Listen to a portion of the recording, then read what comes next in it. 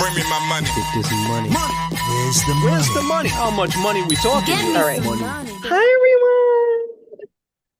Welcome. We're back with Shannon at the whole budget. I'm just laughing because last week you were talking about nobody ever says, I'm in Jersey. Because I was going to be like, I'm still in Arizona. And Shannon's still in Jersey. Today we're going to be talking about how to get started. And the fact that we both came to the conclusion that we're both not necessarily braver than the next person, but we want to talk about just getting started and what that could look like for you in your business. Maybe you have something important coming up.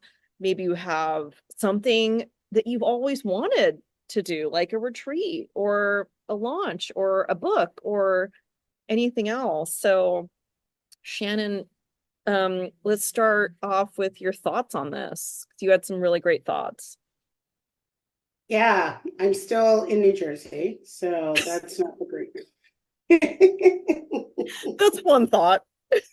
I'm so mean to New Jersey. I love Jersey. Jersey has been my home for a long time. I'm not going to poo-poo Jersey. Jersey has done some great things for me, but I also like to be elsewhere at times too. Anyway, so yeah, I like this topic because it feels like something that we're always going through. I know I'm always going through it. Like I'm always trying to figure out like, okay, how can I do this thing where I can wiggle past the discomfort and achieve the goal, right? And I don't know how long it's going to take me, to realize that shit don't work, okay? You have to move through the discomfort while you're doing the other things. And I think that the only thing that I've realized that makes this remotely tolerable is having support, honestly. Having support. Like we talk about being in like communities or having your friends or your partner or your family, extended family supporting you, but having support is key. It is key for you to go and do the next thing, right? But I also think that you need accountability. If you're anything like me, I will say, I'm going to do this thing. And then, shit happens. Like life gets busy. I had this great plan, but in order to look at it, take action, which is another thing, but take action, think about the steps that I'm doing every day, every week, every month in order to achieve the goals. I need accountability. And I know that oftentimes I have clients who come back to work with me because they're going to the next stage, the next goal, and they know they also need accountability. Like, sure, I can say to them, okay, if you want to do this thing in terms of your financial goals, these are the steps in order to do it. But very much like myself, because they're human, even if they're high achievers, they need accountability. Because guess what? You're being pulled in a million different directions. Also, when that doubt creeps up and the fear creeps up, that thing that even though you say it's important slips down the list of priorities because it's uncomfortable and you find other things to do. You know what I mean? And so I really think that having the support, taking action, figuring out how to wiggle through the discomfort, getting accountability, and evaluating what you're doing along the way. Because I know I'll put my head down and barrel through. And if I follow the steps and I have the support and the accountability, but if something isn't working, you kind of have to stop and figure out why it isn't working or why it hasn't worked, instead of going down the same path of like zero results or negative results, right? So I just think that those things are so important. And you and I like connect quite a bit in different areas on that, right? And it's like, I feel like we're broken records sometimes. Like, it's like, I know we got to do this. I know I said it last week, but surprise, I'm here again because I haven't done it, right? And that's where the accountability comes in. It's that check-in. It's that you've got this. It's that just really expressing that something's uncomfortable and figuring out how to do it, even through the discomfort. Because it's not trying to make the discomfort go away, because that's a fool's game. Right. It's really how to make it happen through the discomfort. What do you think? Yeah, I totally agree. I recently read, have you read Viktor Frankl's book, A Man's Search for Meaning? This is not in your Tsundoku pile. Don't give me another book. I like it, which sounds so ignorant. But honestly, I'm like, right now I have, look, it's sitting right here. I have, we're going off topic, but I have Private Equity by Carrie Sun. Ooh. And it's not what you think totally, but it is. And it is so good. And I was like, huh, but I know there are like 40 other books waiting in the wings. But anyway, carry on, sorry. No, I love it. So Shannon, sidebar, Shannon and I always talk about the pile of books by our bed that are more than we actually necessarily get to. And it's there's a Japanese word for it, tsun, which comes from the verb pile, and doku, which means to read. So we both have this condition called tsundoku. Might you also have it? Feel free to let us know. Anyway, so I'm just bringing this up because hubby brought it on retreat or in Arizona, and I forgot to bring a book. It's all my suitcase is like retreat stuff. But you know, the basic premise is it's this guy who was a psychologist who was sent to Auschwitz, and survived. Got out of Auschwitz in 1946 and wrote his book in 9 days. And it's been, you know, millions of copies have been sold. It's been translated to different languages. You know, it's been around. But what I got, because, you know, you and I both love simple, right? So I love what you're saying about community, accountability, and then evaluating, right? And that seems to me also like a very virtuous cycle. And what I love what you're saying is, you know, you talked about if something's not working, rather than, you know, keep doing it and being in that sort of weird vicious cycle unintentionally, right? Subconsciously. It's good to stop and ask why. And that's, you know, something that Viktor Frankl talks about, because he's like, everybody asks, like, how did I survive the camps? Right. But it's less about how, and it's more about why. Right. Like the whole book is called A Man's Search for Meaning. Right. And, you know, like when I think about, you know, somebody recently asked me, this Asian American woman entrepreneur recently asked me, oh, you've done this. Oh, like, how are you so brave? And And it's like, you know, I don't think I'm necessarily braver than the next person. I just have tools, right? But beyond that, my why is actually not about me.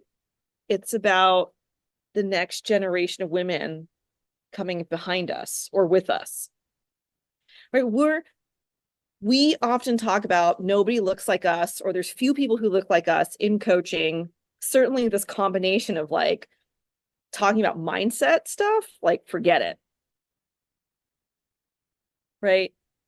But like, I want, you know, for your sons and the women who may resonate with us, they don't necessarily have to look like us, but they may resonate with what we're saying. They're coming with us or coming behind us there is not a clear path for us. We're like, we've got a machete and we're like Totally. bushwhacking through the jungle, right? We're getting like mosquitoes, we're getting cuts, we're getting bruises, right? Because the chat, Sometimes it feels like we're getting clothesline. yeah, right? The Chad's path, Jenna's path, like there's a lot of those out there. We could take those paths. Certainly it would be easier. Or we chart our own. Certainly it's harder. And then every now and then, right? Not every now and then, but like, like on a hike or when you're, bushwhacking, you have to stop, take a break and be like, where's my community? Right? Mhm. Where's this community support? Right? Where's my accountability? And let's evaluate. Am I going to bushwhack for another like 2 hours, or am I going to like take a break and get some water and some snacks or food? Yeah. Right. Yeah. So there's that piece, but like the more, that's my why, right? So the more that people, women in particular, see that, right? What is possible for them in our journeys, in our struggles, just being really transparent. Hey, we're not we're not braver. Like, sidebar. We're just still showing up. We're getting coached. We're both in the same mastermind coaching container where we have that community, where we have that like accountability, and where we're evaluating, right? And it's not necessarily rocket science, but it is questioning our why. Like our coach will often ask us why are you cutting that program? Why aren't you doing this? Right? Why would no one want to come on your retreat? I'm like, I don't know. What? Right? So I think like looking and focusing on your why over the how will help you, right? If there's like a hole and you're trying to like desires, dreams, there's a hole and it's going to help you, right? What's my why? It's going to help you cross that bridge, make a bridge, right? So yeah, what are your thoughts? It's so interesting because I was just thinking about what you said about taking like the Chad route that could potentially be easier. And I think that in fact, a lot of our clients are way braver because they don't take the Chad route, because the Chad route isn't easier. It isn't a good fit. It doesn't feel genuine. It's like putting on a suit that doesn't belong to you and you're trying to squeeze into it, or it's too baggy and it's falling off. And either way, it's like, that suit's not for you. Sorry, sweetie, take it off. Right? But you're trying to wear the suit, which is making it even more difficult. So our clients tend to come to us because they're like, that suit, that ain't it. And so they want to wear something that actually is befitting of them. And so they look at us who don't look like Chad, who don't sound like Chad, who aren't living in like their parents' basement or didn't have this like, propped up start where, a small loan of $1 million, like. Is that your Chad voice? That was actually somebody else's voice, but we'll talk about that later. Okay. Someone with 34 counts.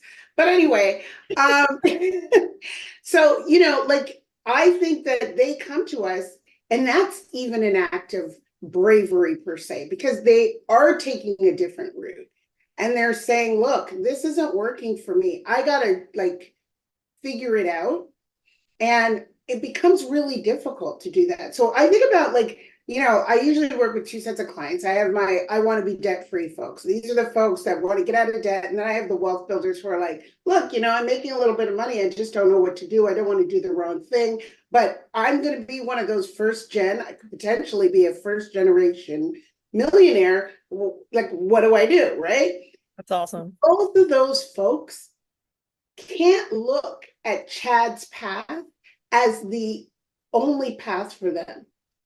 Because Right. Chad's like, cut your living expenses down to 20% and, save the rest of your money and pay off all your debt and move back home and blah, blah, blah, blah.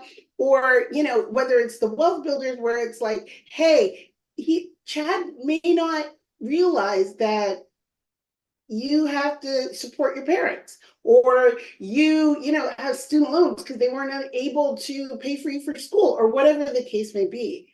And Right. so those folks that can't fit into Chad's uniform, follow in Chad's footsteps and follow Chad's path, they're the ones who need the support. They're the ones that need the accountability. They're the ones that need the community. They're the ones that have to evaluate, why the fuck is that Chad shit not working for me? Oh, it's because I got to do my thing. I got to do it this way. And Right. it's not bravery. It's really understanding that, okay, it's going to be uncomfortable either way. But when you're not checking in with yourself, when it's not aligned with you, when you're in the suit that's too tight or too big, it's not going to work. And Right. that's where all that, angst comes about. And I think what you and I have realized is, well, we're not Chad. Okay. We're not Chad. We may have a little head start on realizing we're not Chad. And, we've talked about some of the other coaches that look like us. We're still running behind the Chads, trying Right. to do it the Chad way. They like the big Chad name and they like to do that. And they're getting nowhere fast and incredibly frustrated. And it's like the real bravery, the real courage is saying, okay, what about me? Like, why can't I do it my way? It actually works for me, right? And it's not to say to throw out the whole Chad thing. Like, it's like, yeah, I invested my money. I learned from a lot of Chads, but I didn't follow all of the Chads in all of their footsteps because it wasn't comfortable and at a different level of discomfort. And guess what? It still worked for me to, forge my own path.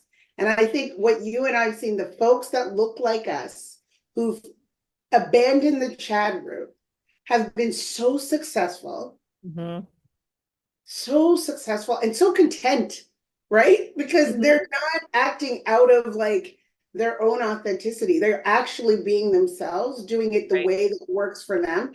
And that's what's so attractive to other people, because they're like, you sing good.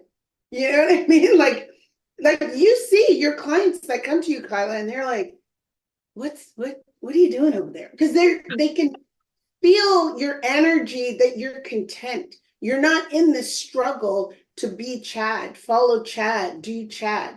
The only thing, and this is why, we're having this conversation, that we're not braver than anybody else, is that, yeah, there's still discomfort in trying to figure it out. You've never run a business before. I've never run a business before. This is new.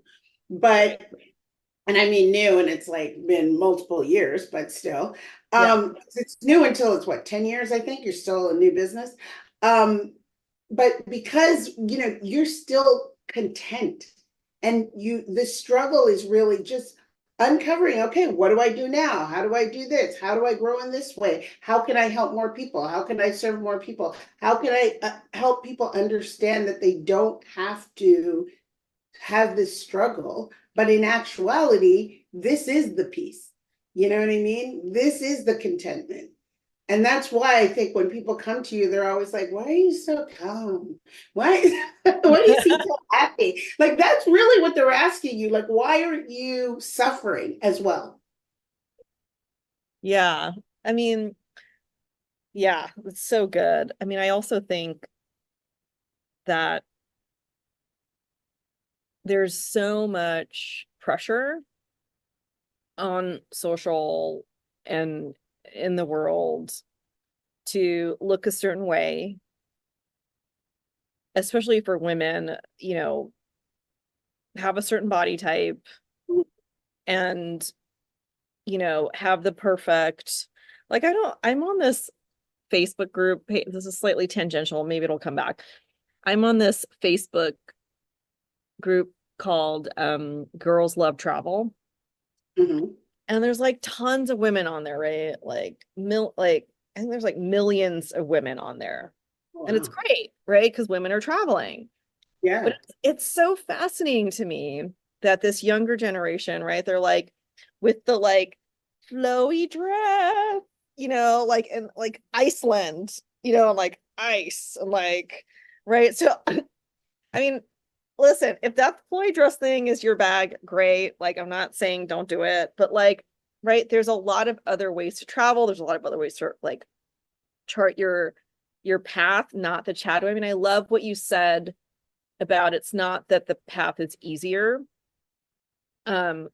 It's just that it's not the right fit. Yeah. And it reminded me of when I was a professor, when I first started at this university in Korea, and I looked around and everybody, like all the professors were wearing suits.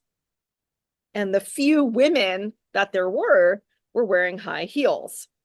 And so I thought that I had to do that. Right. And then as soon as like, you know, one semester of that, you get really tired.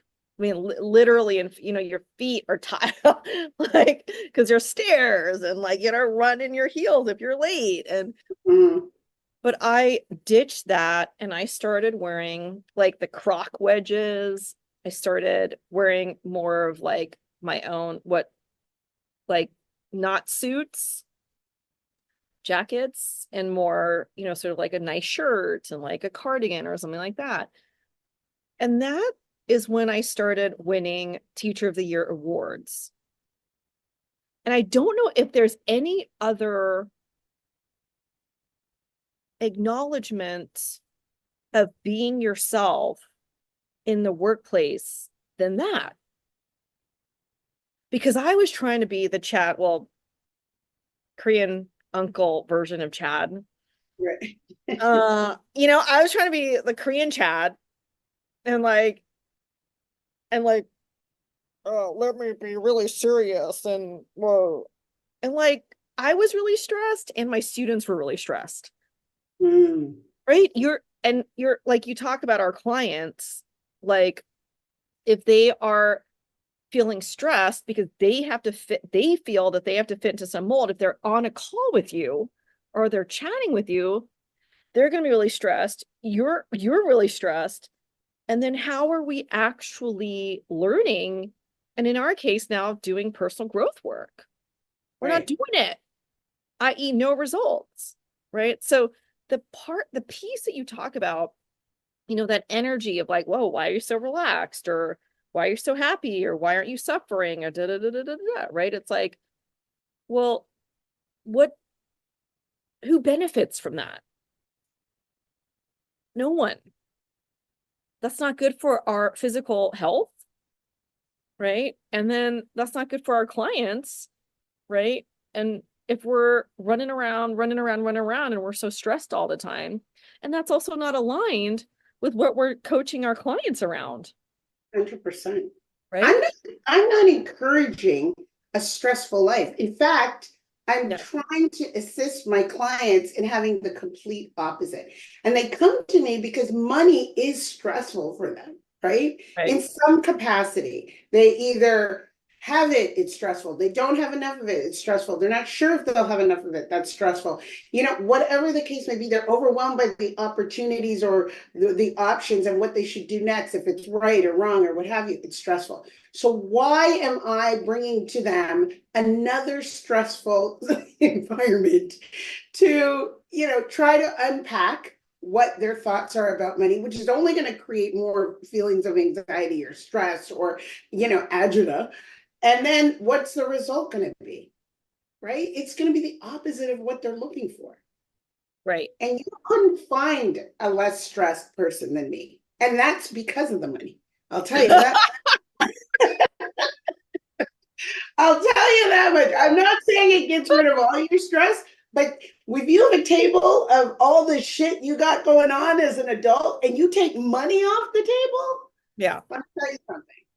That takes away a lot of your stress. So that is not our role, to create a stressful environment for our clients. In fact, once we get to know them, once we understand them, which is part of the coaching experience, then we are going to help them create a less stressful environment. Right. Be stress-free in some cases if this is the one thing that's bringing them the most stress, and being in alignment with what's important to them, because this is very personal what we do. It's very personal, right? So if they're coming to us and they're on a consult call with us and they feel comfortable and they see, like, look, this is what you've done, they've been following you or they've been talking to you, and then you understand, because we can pretty much hone in really quickly what the issue is. And Right. then we're like, hey, this is what we can do to help you, which gives you the accountability, which gives you the support, which gives you the plan that's good for you, not the one that Chad has or whatever when you were following that wasn't working. It enables you to evaluate, and it enables you to like move through the discomfort, but not like have to fight through it.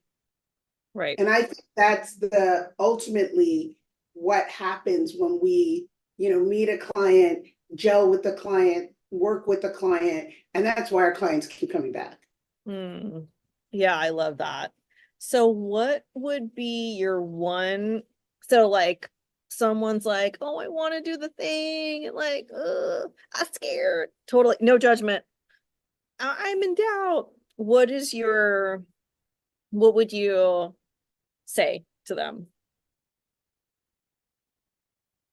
I don't think anybody should move through doing any of the big things by themselves. Hmm. Hmm. I know a lot of people are like, I just gotta do X. I hear people saying that for like decades. And I know you have to do X, but guess what? You're not doing it. Stop saying it. What the fuck?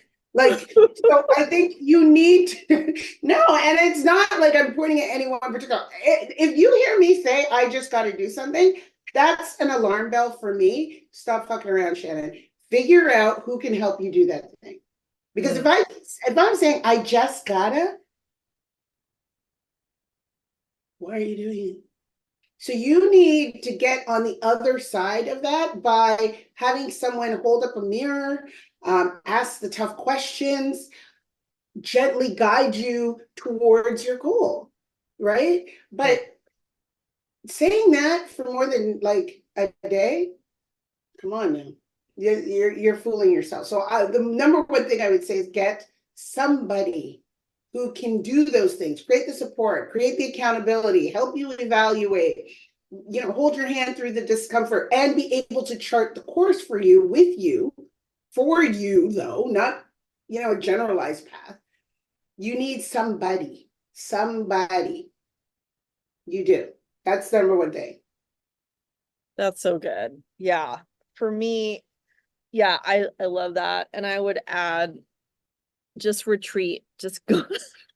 So my clusties are all, they always laugh, right? Because they're like, oh, what I gotta do. And then I'm like, what if you took the pressure off? And immediately, right, there's like a physical, the body language is like, well, right? And when you have the time and space to take, literally you've got 3 days or however long, and you're just like, the nervous system is down, right? You're not like high alert, high alert, high alert mode, right? You're like, oh, wait a second, right? The simplest things of like what to do next, right, can be possible. And 100%. right. And listen, the retreat doesn't have to be necessarily away. It can be go to, like a day spa, or like go get a massage, or go, right? Like whatever that looks like.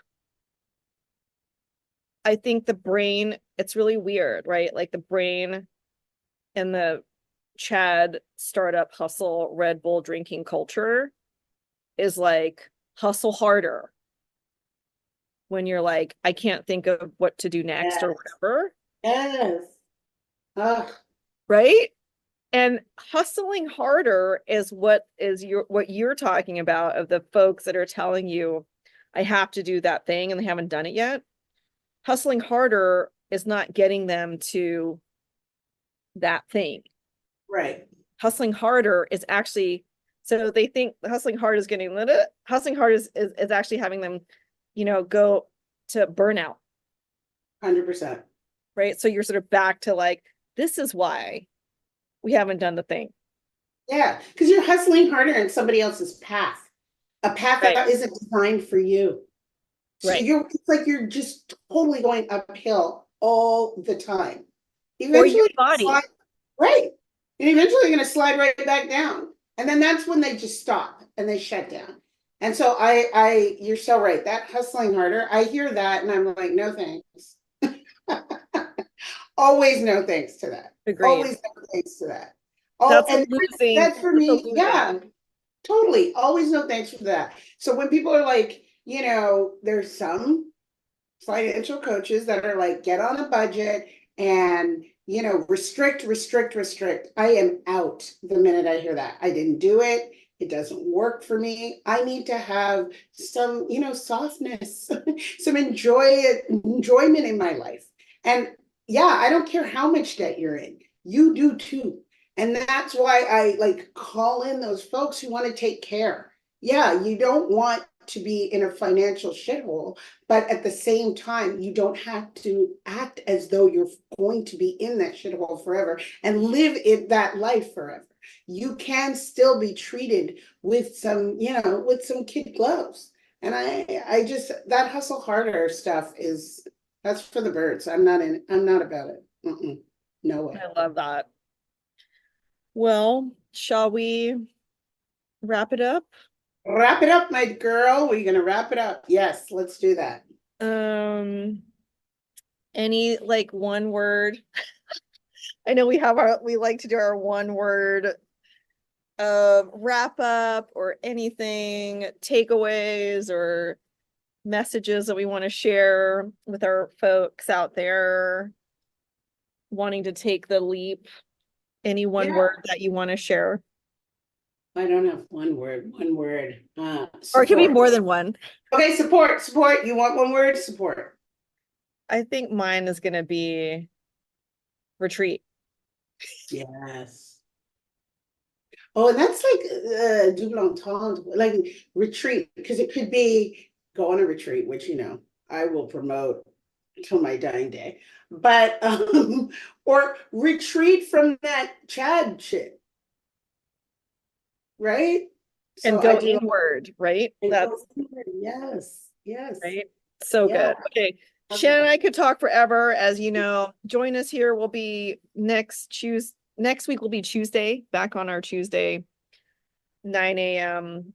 ish PST, 12 p.m. EST schedule. Drop any comments if there's topics that you would like us to cover. Share, like, and subscribe. Yes, that too. And hit the thumbs up button if you enjoyed this. We would love to get some feedback from you guys. Know what you like. All right, we'll know what you don't like. But also what you may want to hear us talk about. I think that's really helpful for us, but we can talk about just about anything. So let us know what you think. Share, like, subscribe, hit the thumbs up button, and leave some comments. Okay. Bring me my money. Get this money. Where's the money? Where's the money? How much money we